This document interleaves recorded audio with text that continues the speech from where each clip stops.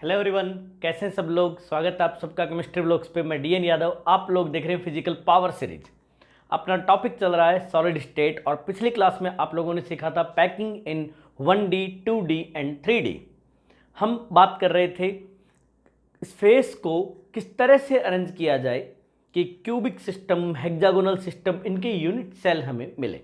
और हमने ढूंढ लिया था primitive unit cell, BCC, FCC, hexagonal सारे यूनिट सेल। और इसके अलावा हमने पढ़ा था वॉइड्स किस टाइप के बनते हैं, तो cubic void, tetrahedral void, octahedral void and CCP lattice में ऑक्टा एंड टेट्राहेड्रल वॉइड्स की लोकेशन भी हम लोग देख चुके थे। आज की क्लास बहुत इंटरेस्टिंग है, बहुत शानदार है, क्योंकि आज की क्लास में आप लोगों को सीखने को मिलेगा एचसीपी में, हेक्सागोनल प्रिमिटिव यूनिट सेल में टेट्रा एंड ऑक्टाहेड्रल वॉइड्स होते कहाँ हैं, उनकी लोकेशंस क्या होती है। सीसीपी में आप लोगों को बार बार हर जगह आपको पढ़ाया जाता है, लेकिन एचसीपी में ये रेयरली पढ़ाया जाता है, क्योंकि जेईई एडवांस में क्वेश्चन ऐसे ही बनते हैं जहाँ पे आपको इमेजिन करना होता है। यदि आप सही से इमेजिन नहीं कर पाए तो फिर आप लोग सही से आंसर भी नहीं दे पाएंगे। इसीलिए आप लोगों को इस लेक्चर में एचसीपी में ऑक्टा एंड टेट्रावॉइड्स की प्रॉपर डिटेल मिलेगी। तो शुरू करते हैं बिना टाइम वेस्ट किए। आप लोग केमिस्ट्री ब्लॉग्स पे इसके अलावा ऑर्गेनिक एंड इनऑर्गेनिक भी पढ़ सकते हो, तो आप लोग इसको आज ही ज्वाइन कर लीजिए, सब्सक्राइब कर लीजिए, क्योंकि यहाँ पे आप लोगों को कंप्लीट केमिस्ट्री मिलने वाली है, वो भी बेहद शानदार लेवल की। सबसे पहली बात आप लोगों को याद रखनी होती है कि हेक्सागोनल यूनिट सेल में जेड कितना होता है, स्फेयर्स कितने होते हैं, रैंक ऑफ सेल क्या होती है, इफेक्टिव नंबर ऑफ पार्टिकल्स कितने होते हैं, ये हम लोग पहले ही पढ़ चुके हैं, मैं आप लोगों को पढ़ा चुका हूँ। नहीं पढ़ा है तो आप लोग प्रीवियस लेक्चर देख सकते हैं। जेड ऑफ स्फेयर्स मतलब पर यूनिट सेल 6 स्फेयर्स होते हैं। हम जानते हैं जितने स्फेयर्स होते हैं उतने ही ऑक्टाहेड्रल वॉइड होने चाहिए एंड उसके जस्ट डबल टेट्राहेड्रल वॉइड होने चाहिए, क्योंकि हर एक क्लोज पैकिंग में octahedral void, spheres and tetrahedral void का रेशियो होता है 1:1:2। तो 6:6:12 मतलब 1:1:2। सबसे पहले टेट्राहेड्रल वॉइड्स की लोकेशन जान लेते हैं। तो सबसे पहले है location of TV tetrahedral voids. इस डायग्राम पे फोकस करिए, इधर उधर बिल्कुल मत देखिए। हम लोग जानते हैं कि एक टेट्राहेड्रल वॉइड यदि आप लोगों को बनाना है तो एक ट्राइंगल ले लीजिए, मतलब ट्राइंगल पे 3 लेयर ए में किसी भी एक लेयर के जो पार्टिकल्स हैं उनके सेंटर पे यदि अपर लेयर का पार्टिकल रखा जाता है तो इन चारों पार्टिकल्स को कंबाइन करने पे इस जगह जो बनता है वो होता है टेट्राहेड्रल वॉइड। तो सीधा सोच रहा है एक ट्राइंगल होगा, ट्राइंगल के जो होलो स्पेस है उसमें एक स्फेयर रखा जाए, तो यहाँ पे बीच में जो क्रिएट होता है 4 स्पेस के ज्वाइन करने से इसे हम कहते हैं टेट्रावॉइड। सबसे पहले इस हेक्सागन में आप देखिए, ये लेयर ए है, ये लेयर बी है, ये लेयर ए है, ये ए बी अरेंजमेंट होता है। तो इस वाले ट्राइंगल पे फोकस करिएगा। इस वाले ट्राइंगल का सेंटर देखिए, इस सेंटर के जस्ट ऊपर ये हेक्सागन के अंदर का पार्टिकल रखा हुआ है, ये वाला।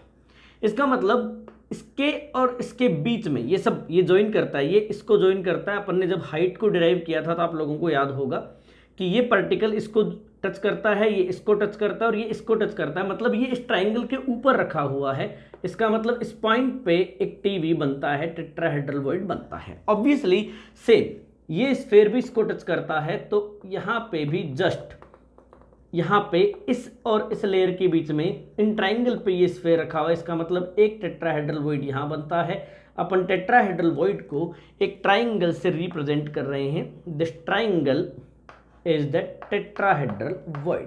तो मेरे प्यारों, दो तो हमें दिख गए।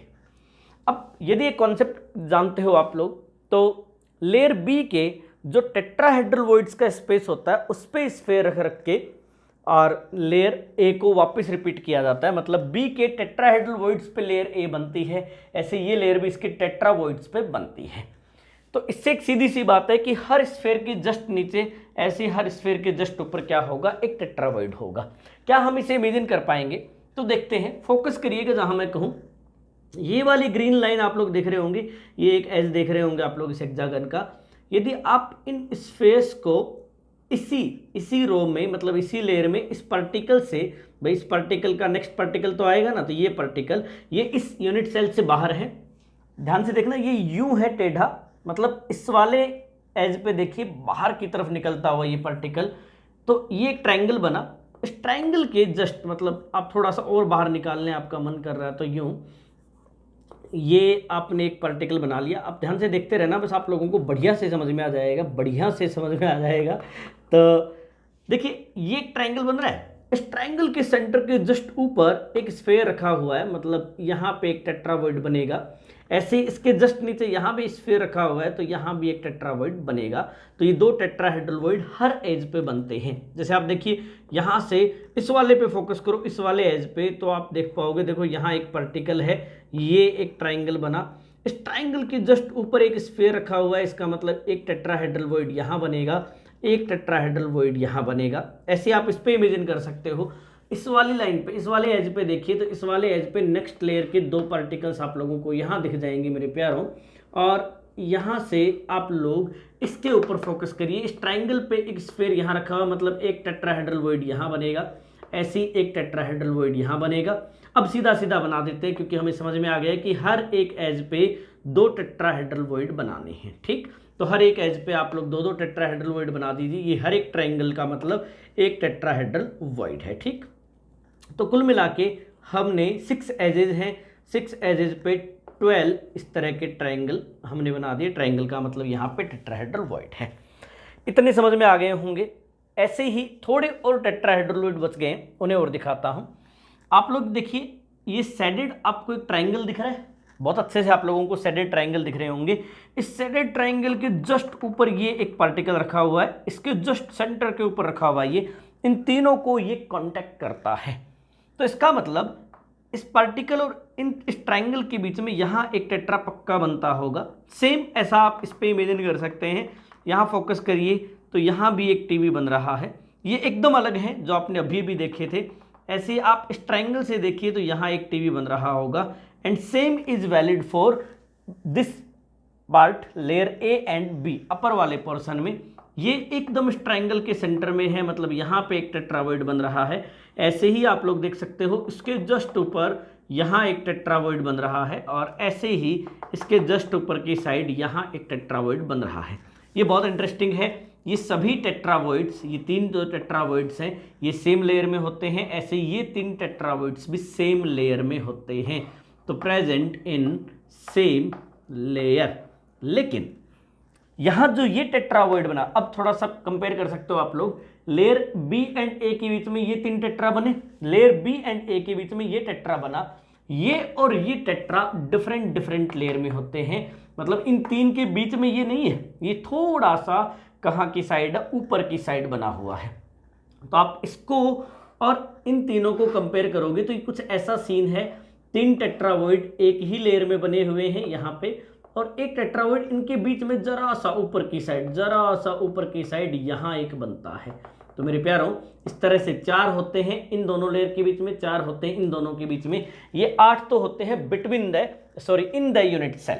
तो अब टेट्राहेड्रल वॉइड कितने बने टोटल कैलकुलेट कर लेते हैं आराम से, दोनों में कैलकुलेट कर लीजिए। इन द बॉडी तो ये हो गए 2। ठीक, हर एक एज पे इफेक्टिव पार्टिसिपेशन होता है 1/3, तो ऐसे कितने होंगे 12, तो 12 मल्टीप्लाइड बाई 1/3 प्लस ये जो 6 हैं ये इन द बॉडी है। कुल मिला के सबको काउंट करोगे तो आपको 12 टेट्राहेड्रल वॉइड मिल जाएंगे, और यही हमें चाहिए भी था।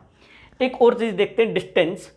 तो यहाँ पे आप देखिए, ये पूरी हाइट जो है वो h है, ये पूरी हाइट कितनी है h, height of hexagon derive कराया हुआ मेरा, तो आप लोगों को याद होगा। नहीं याद है, नहीं देखा है, तो आप लोग प्रीवियस लेक्चर्स देख सकते हैं, आपको कंप्लीट इसका डेरिवेशन मिल जाएगा। एक कॉर्नर से इस स्फीयर से इस टेट्राहेड्रल वॉइड की डिस्टेंस होती है h/4, इसे थोड़ा मैं दूर लिख देता हूँ, h/4 डिस्टेंस पे। ऐसे ये वाला डिस्टेंस जो है वो भी h/4 है, और इन दोनों के बीच का जो डिस्टेंस है मेरे प्यारों ये है h/2। तो इन दोनों के बीच का डिस्टेंस है h/2, ये स्फीयर से कितने डिस्टेंस पे है, h/4 डिस्टेंस पे। ठीक, तो ये आप लोगों को क्लियर हो गया होगा टेट्राहेड्रल वॉइड्स कहाँ पाए जाते हैं। अब चलते हैं ऑक्टा पे। ऑक्टा बड़े सीधे सरल है। ऑक्टाहेड्रल वॉइड्स को इस डायग्राम से आप लोग देखिएगा, यहाँ पे मैं लिख देता हूँ location of OV octahedral voids. ये आप ग्रीन कलर की जो लेयर देख रहे हो ये लेयर बी है, मतलब ये बीच वाली लेयर है बी, और ये जो पिंक कलर की देख रहे हो ये है लेयर ए, मतलब layer A layer B. Layer A के 6 पार्टिकल मैंने बना रखे हैं, ये पिंक कलर के आपको 6 पार्टिकल्स दिख रहे होंगे। इन 6 पे जब आप अपर लेयर लगाते हो तो यहाँ टीवी भी बनते हैं। यदि आप टीवी देखना चाहते हो तो आप लोगों को ये मिल जाएगा। देखो ये टीवी है, ये टीवी है और ये टीवी है, जिनकी बात अभी अभी आप कर रहे थे कि 3 टीवी बनते हैं। देखो तीनों टीवी आप लोगों को दिख रहे होंगे। एक 4th टीवी भी दिख रहा होगा, देखो ये रहा 4th टीवी जस्ट बीच में, लेकिन थोड़ा डिफरेंट इसका क्या होता है लेयर। तो 2 अलग अलग लेयर्स हैं। इन तीनों लेयर टी का सेम लेयर है, इस टी का क्या है डिफरेंट लेयर है। तो चारों दिख गए, 1 2 3 ये दिख गए, एक ये दिख गया। ठीक, यहीं पे क्योंकि हम जानते हैं ऑक्टाहेड्रल वॉइड किससे बनता है, 6 स्फेयर्स को ज्वाइन करने से। 6 स्फेयर्स को जब आप ज्वाइन करते हो तो हमें मिलता है एक ऑक्टाहेड्रल वॉइड। तो 6 स्फेयर्स को आप यहां देख रहे होंगे, 3 ग्रीन वाले और 3 पिंक वाले, लेयर ए एंड बी के 6 स्फेयर मिलके ये वाला बनाते हैं। ऐसे यहां पे भी 6 स्फेयर्स है, यहां पे भी 6 स्फेयर्स है। These are octahedral voids. Layer A and B के बीच में यदि 3 बने हैं तो यहां पे यदि 3 बने हैं तो 3 बी एंड ए के बीच में भी बने होंगे। तो z of O V just equals to 3 + 3 मतलब 6। और पहले हम जानते हैं रैंक ऑफ यूनिट सेल कितना है 6। तो हमें मिल रहा है कि स्फेयर्स मतलब वही रेशियो होना चाहिए, spheres ratio O V ratio T B. तो ये होगा 6:6:12 मतलब फाइनली वही 1:1:2। तो मेरे प्यारे बच्चों स्क्रीनशॉट आप लोग ले ही चुके होंगे, आप लोगों को समझ में आ ही गया होगा। बेहद शानदार था, बहुत आसान था। सीधे शब्दों में याद रखें तो हेक्सागन की हर एक एज पे 2 टीवी होते हैं। h/4 डिस्टेंस से कॉर्नर की तरफ से, दोनों के बीच में h/2 डिस्टेंस होता है।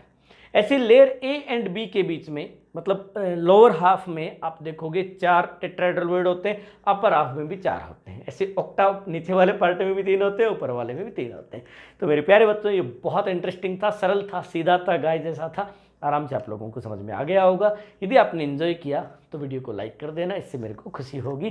तो मिलते हैं अगली क्लास में, टेक केयर, बाय बाय।